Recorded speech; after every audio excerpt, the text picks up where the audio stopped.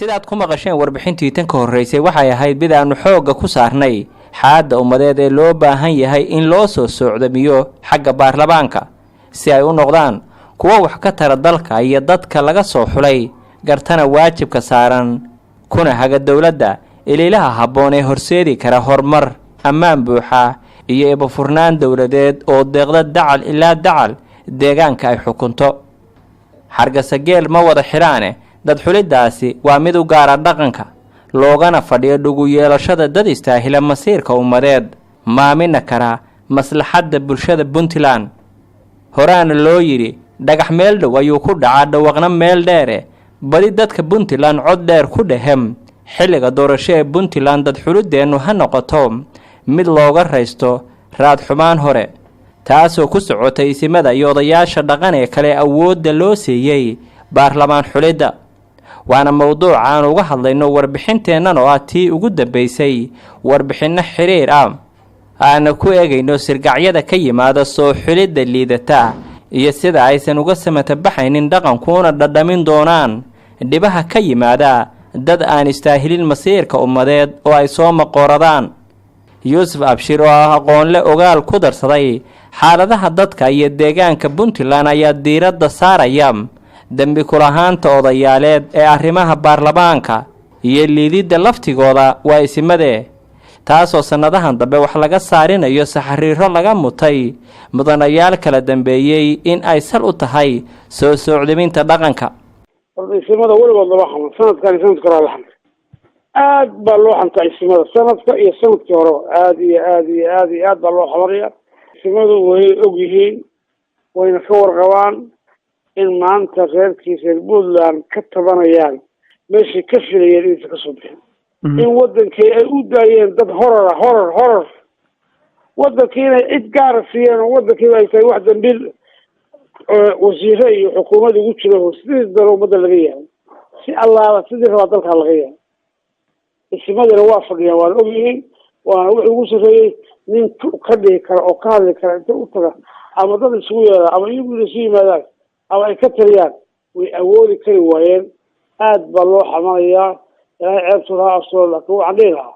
orisimo waa laydin xamanayaa meesha iska qaada waa laydin xamanayaaye meesha iska qaada maanta iyagii baan heshiisayn marka runta la sheego waad ogtid idaan ogeyn innaga ma jirto waxay ku direena ma naqan ya marka anigu waxaan dhihi lahaa isimada idiga tiina khayr allah siiye waxbaa laydinka tabanayaa meesha iska qaada waa laydin xamanaya Soomaalidu waxay dhahdaa dhaan loo kala eeg dhaliilsan marka ay mid wadaree tahay waa wadan saamayso oo haddii liidasho ay yeeshaan golo wakiilo oo dhaqanku ay soo maqooradeen ma ahan mid liidashadoodu ku dhacda dhabayaal tirsan ee waa mid laga wada arko dalka iyo deegaankaba xumaysana dawladnimada dibna u dhigta horu kaca dambiguse waa mid qotonsanaya odayaasha u soo arkay ummadda asaagii kaliitaha caqabadaha amni iyo cuqubaadka ka ratimana ma ahaan doonto mid ku koobnaata bulshada danyarta ee kan xulay iyo kii dhinac istaagay soo saaridda liitayaasha fikirka gaaban waa ay ku gamadan tahay laftigoodana mana noqon doono gurigoodu mid ka badbaadsan baasaha ka yimaada baarlamaan liita oo aan aqoon shaqadooda danaha guudna ka hormarsada midda gaarka ah ay leeyihiin Cabdisalaan Maxamuud Jaamac Salwe waa xeeleera saxaafadeed waxaana uu muujinayaa odayga iyo isinka haddii ay ka sarmaseegtowdo goynta laantu sida aysan u gafaynin guduntu lawgooda natiijada haday qofka la tahay marka hore inaysan soo gaarin ninka isimka ah ama ninka nabadoonka ah oo uu ku fakarayo in matqaana uu nin iska sii jeediyay no boosaasay ku hanti gareynaysa gaalkacay ku hanti gareynaysa waa ka daba imaanaysa noloshay ku ciriirinaysa waa lagu dilayaa waa lagu intimidate gareynaya waxa lagu sameeynaya waa lagu baadaya uu ku wareeraya nolosha waayo because asaga waxaan ka shaqeeyo mas'uuliyad ilaahi ah ayaa saaran isimada iyo nabadoonada ka shaqeynaya inay baarlamaanka soo diraan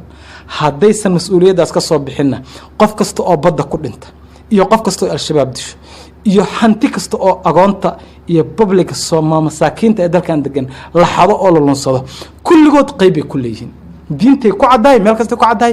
intii hore u dhacdayna mas'uul bay ka yihiin inta soo socotana mas'uul bay ka noqon doonaan maxamed cabdiwahaab axmed waa aqoon-yahan bartay cilmiga dimuqraadiyadda iyo horumarinta dowladnimada waxaana uu qabaa aragti midaasi cabdisalaan aan ka durugsanayn kuna waaban wixii ay tabcaan isimada dhaqanka iyo odayaashu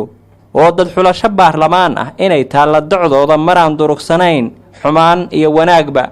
marka odayaasha waxaan ku codsanaynaa isimada iyo nabadoonadeena sharafta leh wax ninka inoogu fiican soo xula qoys walba ninka ugu fiican soo xule haddaysan taa yeelin odayaasha iyo nabadoonada waxay ogaanayaan ku talagelayaan inay maalin walba ku jiri doonaan baqdin inay maalin walba ku jiri doonaan beelo islaayey inay maalin walba shaqadii baarlamaanka qabanayaan inay maalin walba shaqadii dowladda qabanayaan inay maalin walba qaaraan aruurinayaan inay maalin walba beelo islaamay ku dhex jirhayaan ayagii ayay ku soo noqonaysaa dhibka ay ka shaqaynayaan haddaysan si fiican u fakerin cadaalad ka shaqayn shaqadaasan qof geeya oo ku habboon oo munaasib u haddaysan keenin dhibta guriga waxay ku noqonaysaa nabadoonka iyo isimka inta u kaabangelaya ninkaan waxba qaban karin fakriga laga bixi maayo shaqa la-aanta laga bixi maayo caafimaad darrada laga bixi maayo dhaqaale darrada laga bixi maayo beelaha ishaasa laga bixi maayo baqdinta aan qabano guryaheena iyo masaajida lagu tuka waayaan laga bixi maayo waa in cadaalad la sameeyaa waa in dadka loo dhexdhexaadaa waa in dad wax yaqaan ay soo xulaan xildhibaanada haatan xasaanadu ay ka idlaanayso ee puntland waxay noqdeen kuwa kasbaday nicid iyo nacaybsi bulsho mana yar aragti qabayaasha ay afkooda ka marnaan la'dahay marnaba iyaan la soo celin golahaasi mudana soo maray sababa wixii la doonaba ha noqotee cabdirasaaq maxamed dirir ducaysane waa agaasimihii hore ee hay-adda la dagaalanka burcadbadeed ee puntland waxaana isna uu muujinayaa lurlahaanta liidasho ee hore ka sokow in isimada arrinkaasi lala dabahayo sida la arkay balse ay habboon tahay in loo keliyeeyo soo xulidda waxaan codsanaynaa in dhammaantood 66 xildhibaan ee hadda jira la bedelo fursadana la siiyo dhallinyaro aqoon-yahana oo gabdho iyo wiilalba ah oo aan ka shaqaysanaynin ee u shaqaynaya dalka iyo dadka in xulista xildhibaanadu ay ku koobnaato isimada iyo nabadoonnada jifida keliya gacan saddexaadna aysan meesha soo gelin sida guddiyo iyo wax la mid ah oo laga urin karo ama laga dhadhasan karo musuq maasuq iyo qof jeclaysi inkasta oo dhaqanka loo tiriyo dhibaha dhacay ee baarlamaanka misna kalkan waa ay ka duwan tahay kalal ka horreeyey oo loo soo joogay doorasho iyo dad xulasho baarlamaan oo puntland waxaa bilowday dhaqdhaqaaqyo bulsho oo daaran doorashada soo socota iyo dad xulashadeeda waxaana dhaqdhaqaaqyadaasi ay doonayaan liglig kula qabsiga isimada iyo odayaasha dhaqanka ee arrintooda dad xulitaan si looga badbaado baarlamaan liita oo dadka iyo deegaanka loo soo yagleelo cabdisalaan maxamuud jaamac salwe ayaa ugu dambayntii ku tiraabaya abaabul bulsho in la sameeyo odayaasha dhaqankana gadaanka lagula qabsado dad xulidooda laguna yeesho saameyn wax looga bedeli karo aragtidooda si looga baaqsado baarlamaan liito oo dambe dhaqdhaqaaqaas waa inuu noqdaa dhaqdhaqaaq soconaya 5 bilood oo soo socda oo bilowdayna hadda kana shaqayn doona in lagu dhiirigeliyo dadkaas in ay ligliga kula dhagaan in madaxda soo xusha dhaqanka ee soo xusha xildhibaanada in ay ligliga kula dhagaan go'aanka ay gaaraan dadkooda ay ku tabayaan aqoonta iyo dal jacaylka iyo inay dalkan wax ku soo kordhin karaan oo ay ku khasbaan inay ama u istaagaan inay soo xulaan dadka ay soo magacaabaan oo soo tilmaamaan dadka noqon kara xildhibaano ama iyaga ruuxooda istaagaan in kadibna ay hubiyaan in isimadu ay dadkaas iyaga ah kala tashadeen waa inay banaanka u baxaan inta aan qualificationska iyo aqoonta iyo khibradda iyo sumcadda iyo magaca aan u lahayn inay ummadan ku matali karaan higsigooda sare ee ah amni 1 amni 2 amni 3 horumar dhaqaale caafimaad daryeel bulsho